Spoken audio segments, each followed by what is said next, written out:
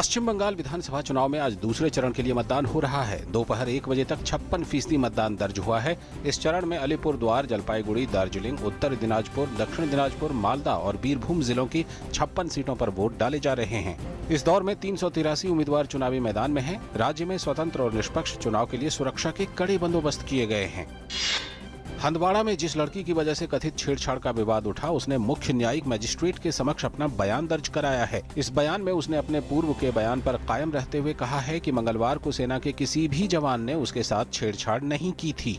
Police ने एक बयान में बताया कि ये लड़की अपने पिता के साथ कल शाम हंदवाड़ा के मुख्य न्यायिक मजिस्ट्रेट के समक्ष पेश हुई और अपना बयान दर्ज कराया। दुनिया के तमाम मुल्कों के साथ द्विपक्षीय संबंधों को और मजबूत करने, आर्थिक, रणनीतिक और सुरक्षा सहयोग को आगे ले जाने के मकसद से देश के रक्षा मंत्री, विदेश मंत्री और वित्त मंत्री विदेश दौरों पर हैं।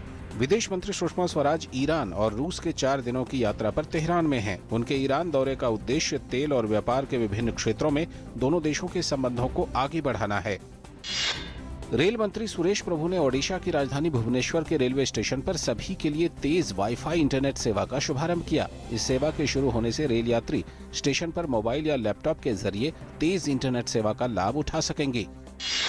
लखनऊ में आलमबाग में रविवार सुबह निर्माणाधीन मेट्रो पिलर के शटरिंग गिरने से 3 मजदूर घायल हो गए। तीनों मजदूरों को अस्पताल में भर्ती करा दिया गया है। घटना आलमबाग के सरदारी खेड़ा की है, जहां पर लखनऊ मेट्रो का निर्माण कार्य चल रहा है। इस दुर्घटना के बाद बचाव दल मौके पर पहुंच गया है। हालांकि अभी तक शटरिंग गिरने की वजह सामने नहीं आई है।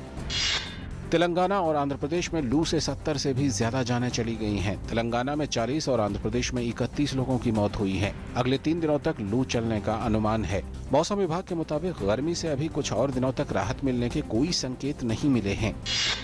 प्रधानमंत्री द्वारा हाल ही में शुरू किए गए ग्राम उदय से भारत उदय अभियान के तहत रक्षा, गृह और वित्त सहित विभिन्न मंत्रालयों से करीब 300 अधिकारी ग्राम पंचायतों का 10 दिनों का दौरा करेंगे। कार्मिक मंत्रालय की सूचना के मुताबिक 14 से लेकर 24 अप्रैल तक चलाए जा रहे इस कार्यक्रम के दौरान उप सचिव एवं निदेशक स्तर के अधिकारी ग्राम पंचायतों का दौरा करेंगे।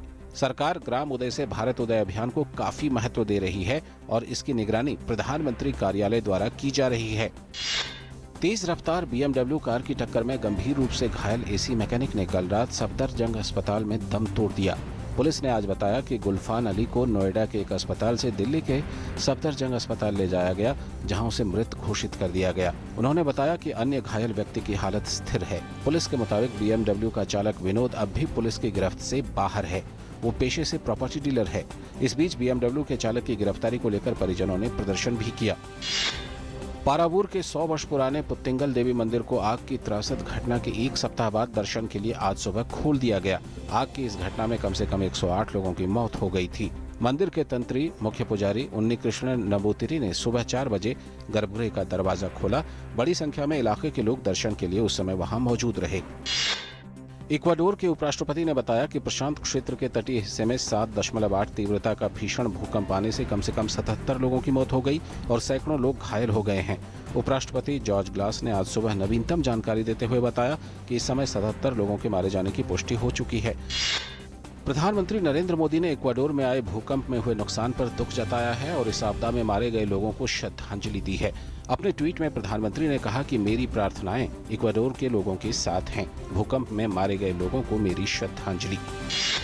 ब्राजील में लोअर हाउस के सदस्य आज राष्ट्रपति डिल्मा रूसेफ पर महाभियोग के सिलसिले में वोट करेंगे। ब्राजील की कांग्रेस की समिति ने सोमवार को मतदान करके राष्ट्रपति डिल्मा रूसेफ के खिलाफ महाभियोग की प्रक्रिया चलाने की सिफारिश कर दी थी। जर्मनी में एसेन के पश्चिमी शहर में स्थित एक गुरुद्वारे में शनिवार शाम जोरदार धमाका हुआ, जिसमें 3 लोग घायल हो गए हैं। ये धमाका शाम 7 बजे हुआ, जब यहाँ बैसाखी मनाने के लिए सिख समुदाय के लोग एकत्रित हुए थे। जर्मन पुलिस के मुताबिक धमाके में एक नकाबपोश आदमी शामिल हो सकता है, जिसको धमाके के बाद वहां से भागते हुए देखा गया। फिलहाल पुलिस मामले की जाँच कर रही है। दक्षिण पश्चिमी जापान में 24 घंटे के अंतराल में आए 2 शक्तिशाली भूकंपों में 41 लोग मारे गए हैं और सैकड़ों लोग ध्वस्त हो चुके घरों के मलबों में दबे हैं। भूकंप के कारण हजारों लोगों को जिम और होटल लॉबियों में जाकर शरण लेनी पड़ी है। राहत और बचाव कार्य लगातार जारी हैं, जिसके चलते अभी मरने वालों की संख्या का सही पता नहीं चल पाया है। करीब 2 लाख घरों में बिजली नहीं है।